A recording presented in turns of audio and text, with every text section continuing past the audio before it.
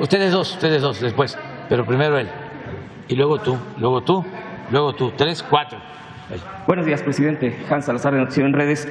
Preguntarle, mire, hace unos días que vino la directora, la encargada, la responsable del SAT, hubo varios puntos que quedaron pendientes. Y si me permite, no sé si en un próximo que nos pueda proporcionar tal información, o preguntarle si es que se ha dialogado al respecto. Aquí mismo uno de nuestros compañeros, Carlos Guzmán, planteó el tema de la problemática que hay, por ejemplo, con las constancias fiscales. El tema para la población en general que necesita este tipo de requerimientos de documentos, e incluso para sacar una cita en el SAT se ha complicado muchísimo. El problema es que la gente ha tenido en varias ocasiones que hasta pagar coyotes para que le saquen citas, ya que hay algunos que incluso se dedican a eso. Entonces hay una problemática, efectivamente, en un sentido se ha avanzado muchísimo en el SAT, incluso aquí ya ha dado el informe la directora. Sin embargo, en esta parte, hacia el contribuyente, digamos, o los contribuyentes en su gran mayoría, hay este tipo todavía de cosas que quedan pues sueltas en el aire, que no hay muchísimas quejas al respecto. Incluso yo mismo tengo ese problema todavía,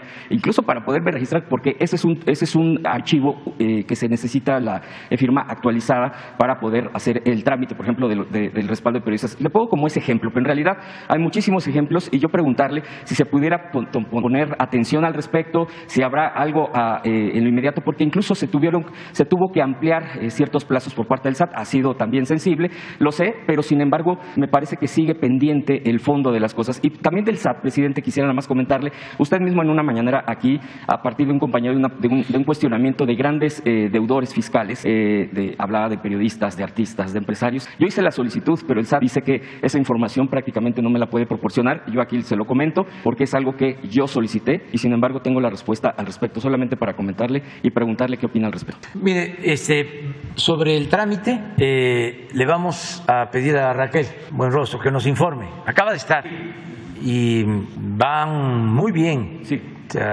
Es una institución que está cumpliendo con su responsabilidad y está ayudando mucho porque son eficientes, son honestos y nos garantizan los ingresos que necesitamos para financiar el desarrollo del país. Entonces vamos a pedirles que nos den una respuesta para simplificar estos trámites. Porque incluso se pudiera hacer en línea muchas de las cosas, presidente, que ya se venían haciendo. Yo entiendo que hay cambios en los procedimientos y nos los explicó aquí la propia directora Raquel. Nada más lo comento porque de verdad, y se nota, la gente nos escribe mucho, sí, a muchos de los presentes, porque quiere cumplir y dice, yo sí estoy de acuerdo con cumplir.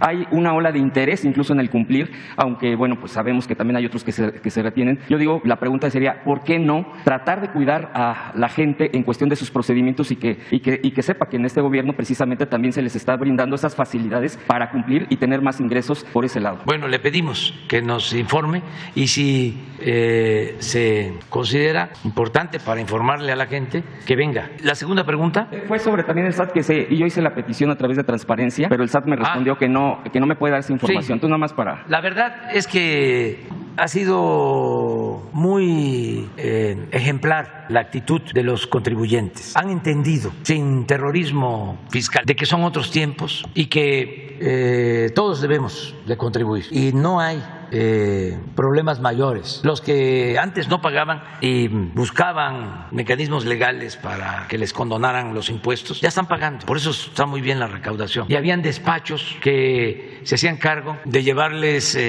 la contabilidad a famosos, y los convocamos a los famosos para que escucharan de viva voz de servidores públicos del SAT de que estaban incumpliendo y que debían, y que era importante regularizar su situación. Y lo hicieron. Famosos, hasta comunicadores, y todos se están poniendo al corriente y ya saben que no hay privilegios para nadie. No vamos a hacer lo que hicieron en otros gobiernos. La vez pasada yo aquí recordaba, porque fui jefe de gobierno de la Ciudad de México, y de repente nos llega un oficio de Hacienda diciéndonos que nos iban a hacer un descuento en las participaciones federales porque Hacienda le había devuelto impuestos a Jugos del Valle, le había devuelto el IVA, y resulta que el abogado de Jugos del Valle era Diego Fernández de Ceballos. Ya sé que se va a enojar, pero ya, ¿cómo es que dice la canción? Ya lo que pasó.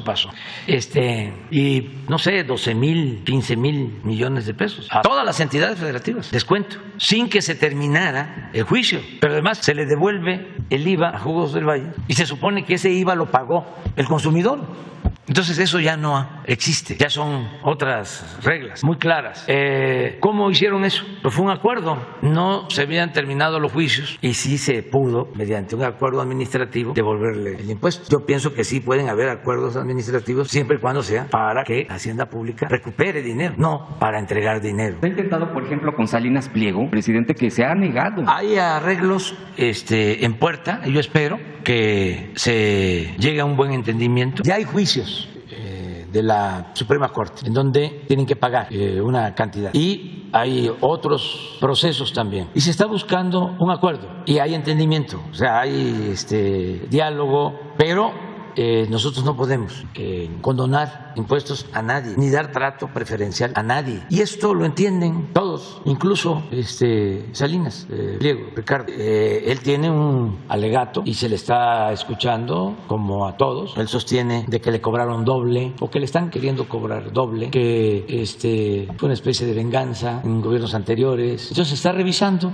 porque si hay algo injusto, se tiene que reponer el procedimiento. Si no, reafirmar lo que está demandando el SAT, que se pague, pero está abierta la negociación. Okay, muchas gracias, presidente. ¿Sería entonces una próxima presentación de la directora del SAT?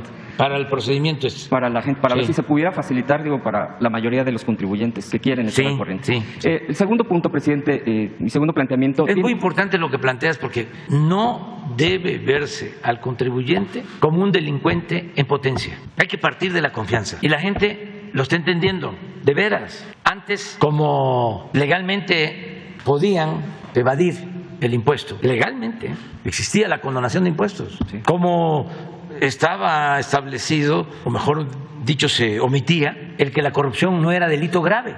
Entonces, pues podían actuar los abogados, los fiscalistas y evadir las contribuciones. Ahora no, pero no es nada más lo coercitivo, es que la gente se da cuenta de que no se está permitiendo la corrupción y que sus impuestos, o mejor dicho, sus contribuciones, ayudan al desarrollo del país, que eso es lo que nos conviene a todos. Si se tienen ingresos suficientes, hay presupuesto para la salud, para la educación, para garantizar la seguridad y la gente está respondiendo y hay que agradecerlo. Entonces, darles facilidades, porque hay veces que, como lo planteas, quieren pagar, pero son tantos los trámites tan engorrosos que terminan por no hacerlo o viven con esa preocupación, con ese pendiente. De hecho, es sorprendente que dicen, lo que queremos son citas. Sí, vamos a pedirle eso.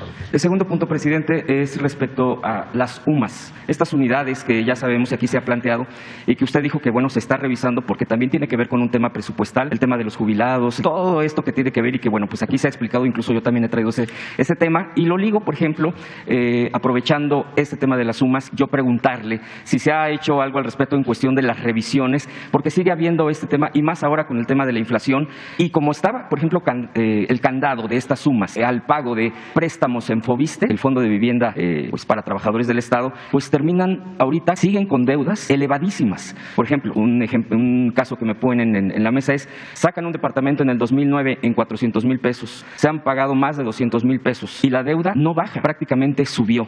Y esto también tiene que ver con estas unidades. Usted ya ha implementado un programa y aquí se ha difundido ampliamente que tiene que ver con Infonavit. También eso aprovecharía para preguntarle al respecto porque sigue habiendo esta preocupación, sigue habiendo este deterioro y lo peor de todo es que sigue habiendo gente muy, muy preocupada porque dice, en lugar de bajar esa deuda, porque además no he dejado de pagar, porque además sigo cumpliendo con mis pagos puntuales y no ven claro, al contrario, prácticamente dicen, pues esto va a ser impagable o prácticamente perdería mi patrimonio, que pues es donde vive la gente, presidente. Ese sería mi segundo planteamiento. Yo tengo información de que está funcionando el programa de reestructurar deudas de vivienda en Infonavit, de hacer quitas a los créditos para entregar escritura. Una vez que se ha pagado una cantidad, ya se condona o se quita el faltante y se entrega la escritura, pero vamos a revisarlo, porque sí me importa mucho el que sepamos cómo va el programa en Infonavit, en Foviste, que vengan aquí los directores.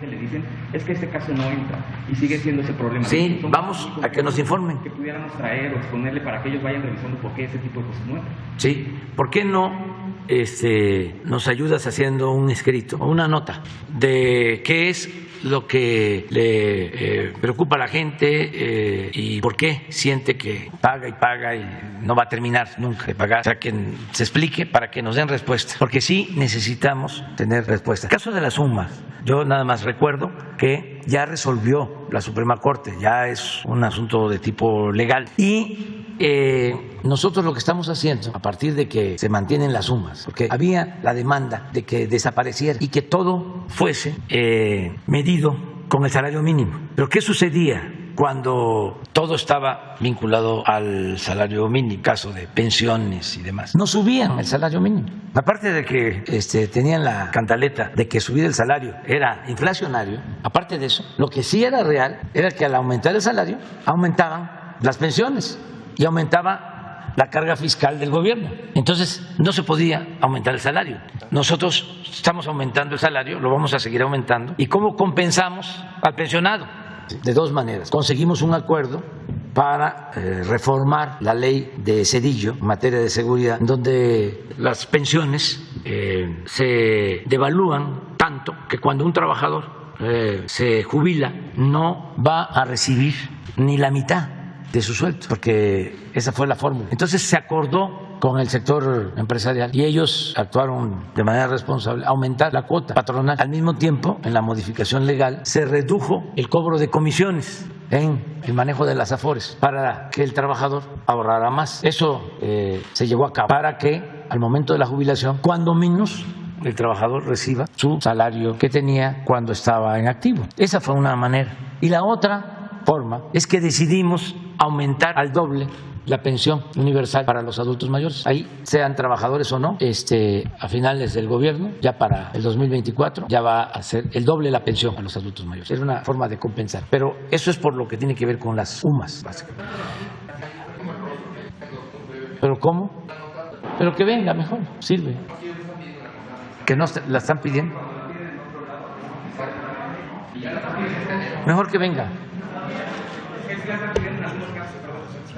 Que venga mañana. Que venga mañana. Ya. Buenos días, presidente. Nancy Flores, de la revista Contralínea. Presidente, bueno, aprovechando que está aquí el licenciado Pablo Gómez, preguntar sobre los expresidentes. Usted ha dicho aquí que pues solo se les investigaría si la sociedad así lo decidía. 6.5 millones de personas votamos en esa consulta popular porque sí se les enjuiciara o se les investigara a los expresidentes. En el caso de la Unidad de Inteligencia Financiera, pues es un área técnica donde recibe estas alertas del sistema financiero y estas alertas tienen que ver con operaciones sospechosas, preocupantes o relevantes. En ese sentido, preguntar si han recibido alertas del sistema financiero de esta naturaleza por estas personas políticamente expuestas que son los expresidentes. Siguen siendo personas políticamente expuestas por el cargo que ocuparon en algún momento. Y me interesa mucho, por ejemplo, el caso de Salinas de Gortari. El licenciado Pablo Gómez, como usted, presidente, investigaron a profundidad la llamada partida secreta que en su momento representó pues un hoyo financiero a la hacienda pública, a la hacienda mexicana, por todo lo que se robaron. Pero también en el caso de Ernesto Zedillo, en el caso también de Vicente Fox y en el caso de Felipe Calderón, si han recibido estas alertas de parte del sistema financiero y si se les está dando seguimiento, como hasta ahora se hizo, bueno, primero con el caso de Enrique Peña Nieto, que ya fue denunciado. Nos decía hace un momento el licenciado Pablo Gómez que no se había denunciado a Felipe Calderón, pero sí reiterar esta pregunta, si se está dando seguimiento a estas personas políticamente expuestas por alertas que haya presentado el sistema financiero y también si hay algún seguimiento hacia el exsecretario de Hacienda, Luis Videgaray. ¿Ven?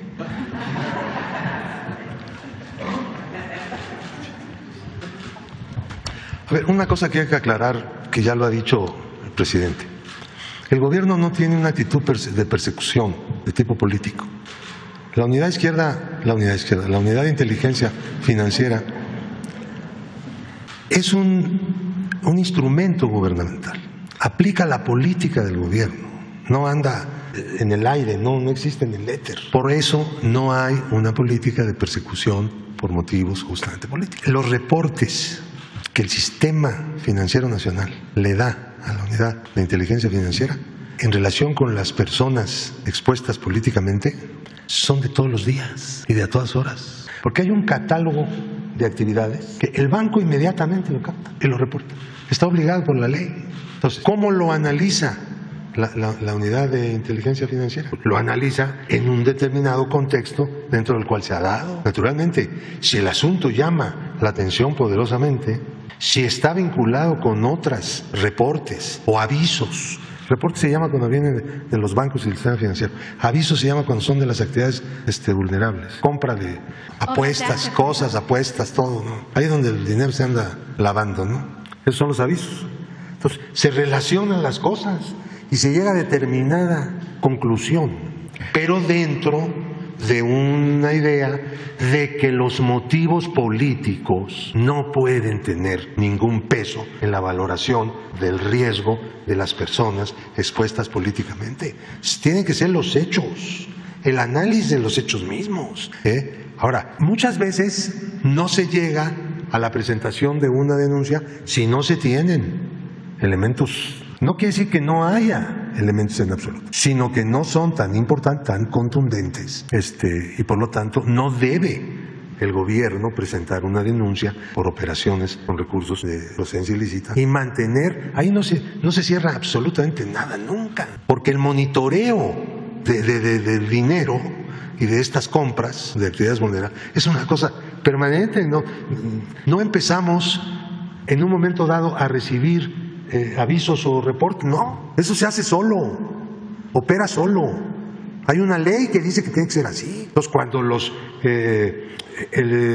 las personas obligadas, sean físicas o morales, no lo hacen, pues nosotros ponemos una queja y la Comisión Nacional Bancaria les llama la atención, les dice, oye, no estás cumpliendo, ¿no? Tiene que entrar. Y tenemos millones de datos diarios. No estoy exagerando. Ahora, hay una serie de otras cosas que no se refieren a personas expuestas políticamente, que se refieren a cualquier ciudadano, el que sea, pero que realiza una serie de operaciones infrecuentes, sospechosas, inexplicables, etcétera, ¿no? Cosas que no están de conformidad con su perfil transaccional. Los bancos están obligados a dar la comunicación.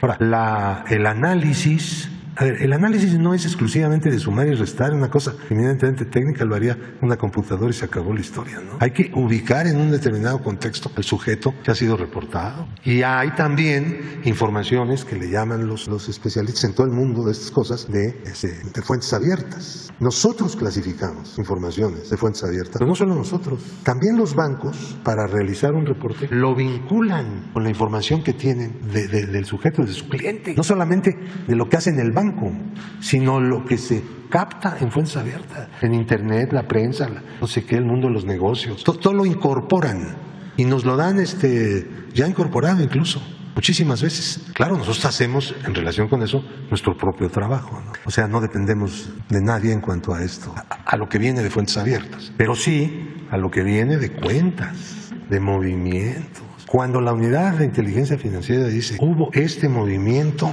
de pesos y centavos el día tal, de tal a tal lugar, está diciendo lo que es exacto, lo que es real, con la única excepción de que el banco se haya equivocado y haya mandado en lugar de pesos, en lugar de libras eran pesos. Bueno, ahí sí ya. Por eso hay que usar también un criterio valorativo, decir, oye, ¿estás seguro, banco, que me estás informando bien? ¿No te equivocaste? Verificas y ya el banco te tiene que responder, ¿no? Por decir una institución de valores, ¿no? Los fondos, todas esas cosas, pues muchas veces hay errores. Si te percatas de que puede haber algún error, es mejor preguntar para no errar, ¿ok? Y es así como se trabaja. No voy a hablar de cómo se hacía antes, pero ya tengo muchos reportes. Pero, bueno, lo dejamos. Entonces se podría entender que sí ha habido reportes y avisos de estas personas políticamente expuestas que le he preguntado y que ustedes sí le han dado seguimiento. Todos los días tenemos reportes y avisos de personas expuestas políticamente, todos los días. Es inevitable eso. Simplemente si uno de ellos o una de ellas hace una operación inusual, lo reporto. Y en su caso, si encuentran en este cruce de información, si encuentran elementos que pudieran representar operaciones de recursos de procedencia ilícita, ¿lo denunciarían? No solo lo denunciaríamos, eso lo hemos hecho ya. Primero hacemos algo, tomar la decisión de abrir un caso para poder entrar lo más a fondo que se pueda en el análisis. Si como consecuencia del análisis se ve que hay indicios de que pueda haber operaciones con recursos de procedencia ilícita, tenemos que ir a la Procuraduría, perdón, a la Fiscalía. Ya me quedé en el siglo pasado. Entonces, la unidad de inteligencia financiera no decide eso en función más que del caso, no de quién es la persona. Porque si a esas fuéramos... No, yo entiendo, porque sería de interés que explicaras si existe partida secreta. ¿Tú cómo conoces algo de eso? A ver, porque esa fue una pregunta.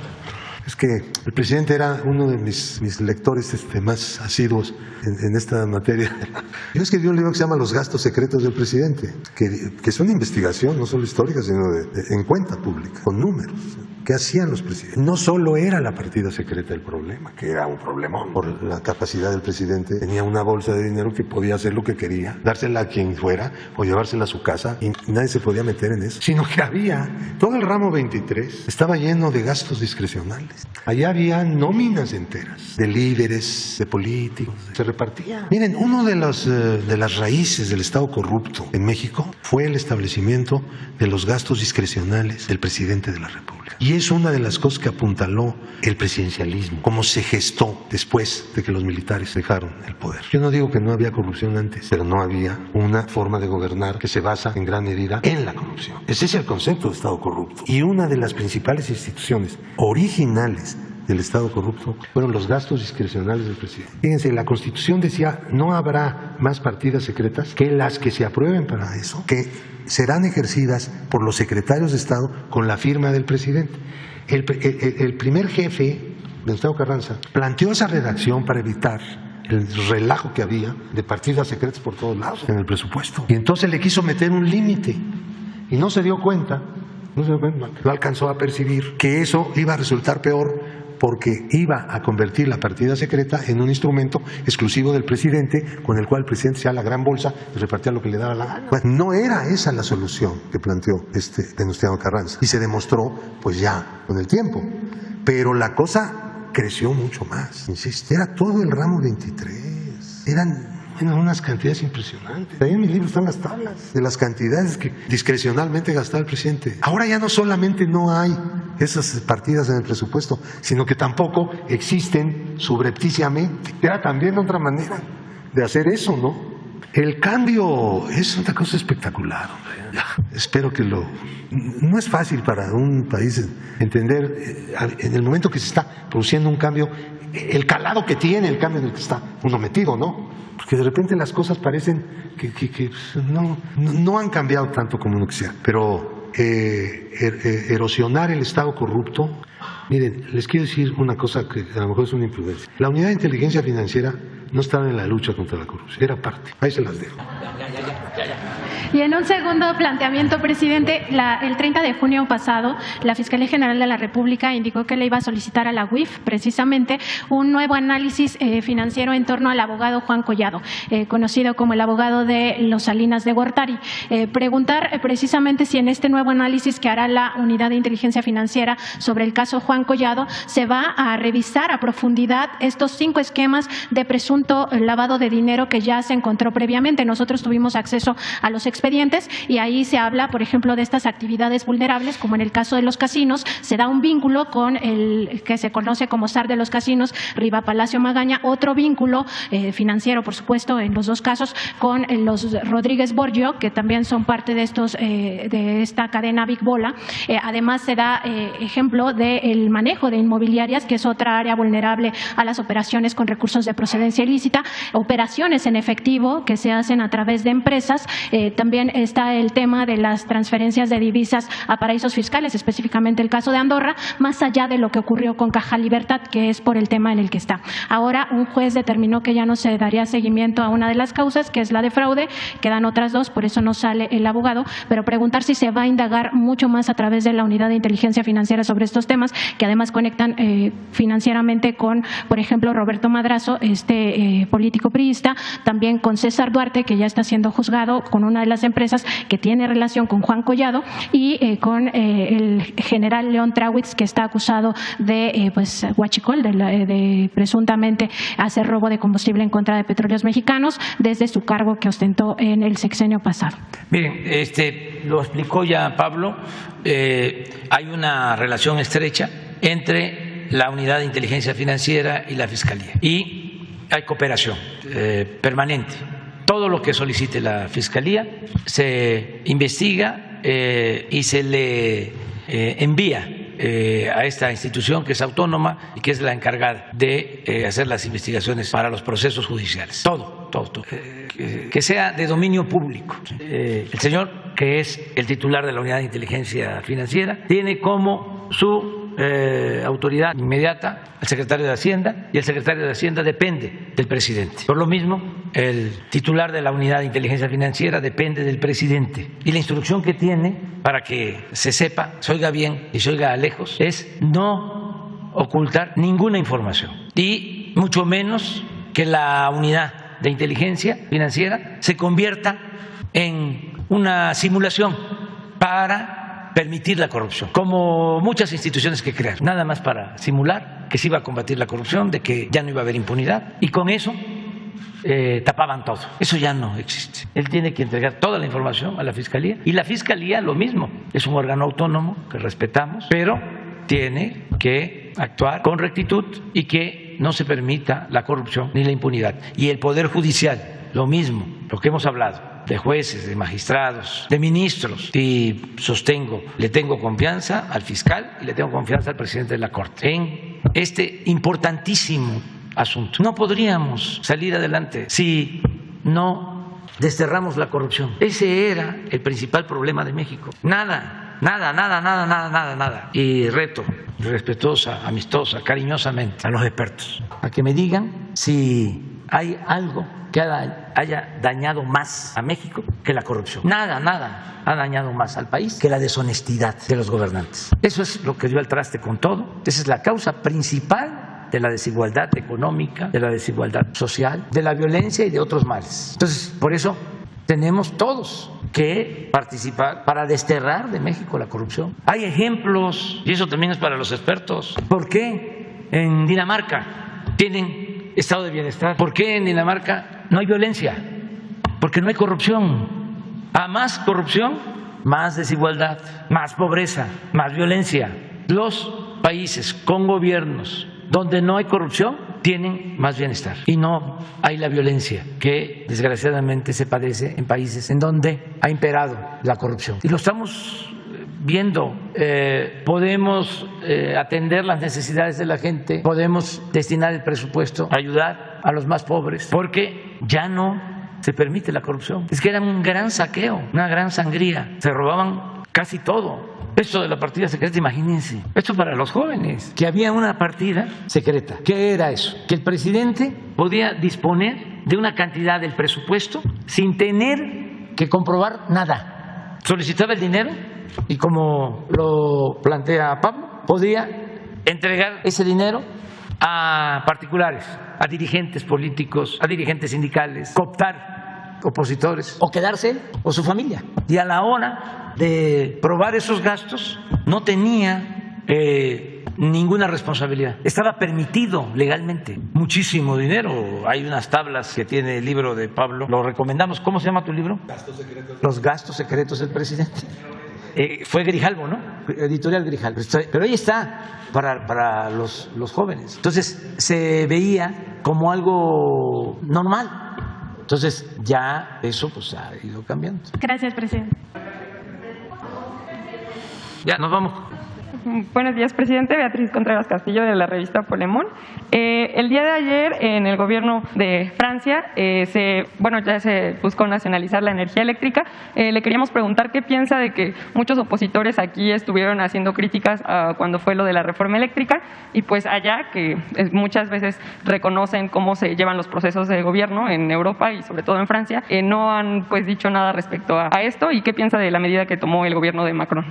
Pues es que están cambiando las cosas en el mundo, y si no se revisan los modelos económicos, los procedimientos administrativos, las formas de gobernar, no se va a poder salir adelante frente a la crisis mundial, porque se está padeciendo mucho, sobre todo en Europa, por inflación y por escasez de alimentos y de energéticos. Todo esto por la guerra de Rusia y Ucrania, y hay que tomar decisiones. La verdad es que la pandemia y la misma guerra de Rusia y Ucrania lo que hicieron fue, con una secuela de mucho dolor, exacerbar la crisis que ya venía del modelo neoliberal. Ya no se podía mantener esa misma política.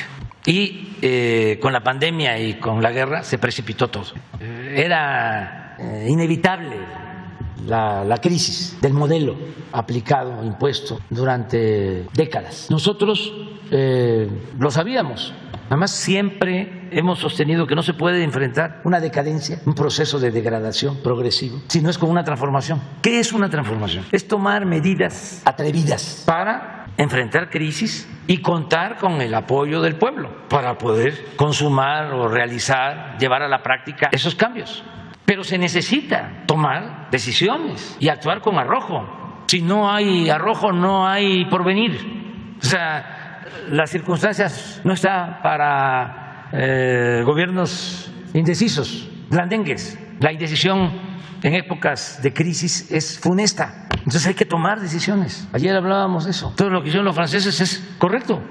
Nosotros desde el principio dijimos hay que prepararnos porque si continúa la pérdida de producción de petróleo vamos a tener una crisis tremenda. Entonces desde que llegamos a invertir en exploración, tuvimos suerte, encontramos campos con bastante petróleo y se invirtió para extraer petróleo, porque al mismo tiempo, como parte de la crisis que heredamos, está decayendo toda la producción del gran campo petrolero de Cantarell. Cada vez ese campo, ese yacimiento fue de los más grandes del mundo, llegó a aportar, se extraían un poco más de 2 millones de barriles diarios y ahora debe de estar como en 300,000 barriles diarios. O sea, ha perdido 90% casi. Entonces, ¿cómo se repone eso? Entonces actuamos a tiempo. Lo mismo las refinerías, que ya las habían dejado abandonadas y se estaban convirtiendo en chatarra. Desde que llegamos a invertir, llevamos como 40,000 millones de pesos invertidos en reparación de equipos y por eso aumentamos la capacidad productiva de las refinerías y tomamos la decisión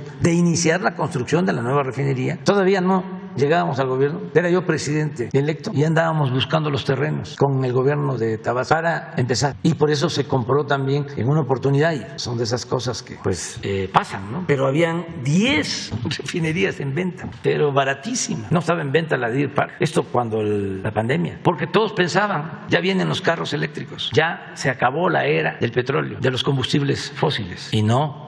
Todos quisiéramos, pues, que ya no se usara el petróleo, pero va a llevar tiempo. En Estados Unidos, donde más autos eléctricos hay, es en California y en especial en San Francisco. Pero estamos hablando de apenas un 15, un 20% de todo el parque vehicular, que es enorme. Entonces, se va a seguir necesitando gasolinas y diésel. Lo mismo en el caso de la industria eléctrica. El propósito era arruinar por completo la Comisión Federal de Electricidad. Si actuaron con mucha irresponsabilidad los gobernantes neoliberales y llegamos a levantar, a rescatar la Comisión Federal de Electricidad y con muchísimos obstáculos de jueces, de estos organismos autónomos que crearon para proteger intereses particulares. El monopolio de la electricidad lo tenía y todavía tiene mucha influencia. Iberdrola, que está siendo denunciada hasta en España, que antes era intocable.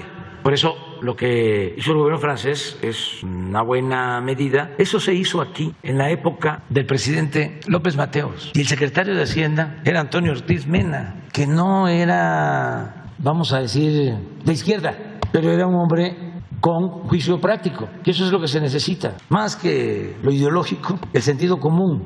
Con él, que no era economista, que estuvo 2 sexenios como secretario de Hacienda, la economía de México creció a una tasa promedio anual del 6%. Fue secretario de Hacienda de López Mateos y de Díaz Ordaz. ¿Y por qué nacionalizó la industria eléctrica? Ya existía la Comisión Federal de Electricidad, esa empresa la creó el general Cárdenas, pero fueron dándose concesiones posteriormente para empresas particulares que generaban energía eléctrica. Entonces, tanto el presidente como el secretario de Hacienda llegaron a la conclusión de que no se iba a poder electrificar al país. Un poco lo que nos sucede con lo del Internet. Donde hay Internet, donde hay negocio, donde hay consumidores con capacidad para pagar el servicio. En las ciudades, en los pueblos pobres no hay.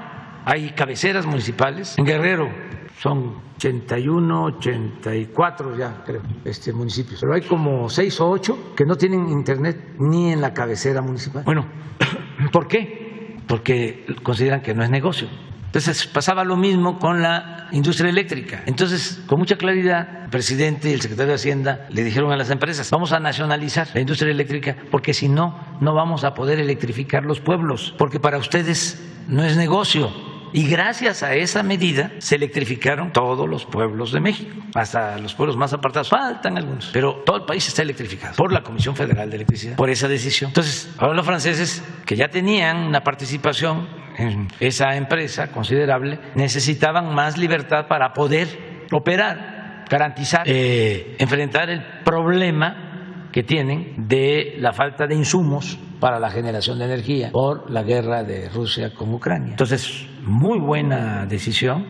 No se trata de que el Estado asfixie la iniciativa de la sociedad civil. No, tiene que haber una participación conjunta del sector público, sector privado, del sector social. Pero sí, en cuestiones estratégicas, el Estado tiene que ejercer la rectoría. Y eso es lo que ya no se aplicaba o estaba satanizado durante el periodo neoliberal. Todo era dejar que el mercado, lo particular, las empresas, se ocuparan de todo, del abasto de la electricidad, del abasto de la gasolina, bueno, de la salud, de la educación, de las cárceles, del alumbrado público, de la recolección de basura, de las guarderías. ¿Por qué fue la desgracia lamentable de la guardería ABC? Porque estaba privatizada. El Seguro Social, que tenía la responsabilidad de administrar, de manejar las guarderías, la subrogó.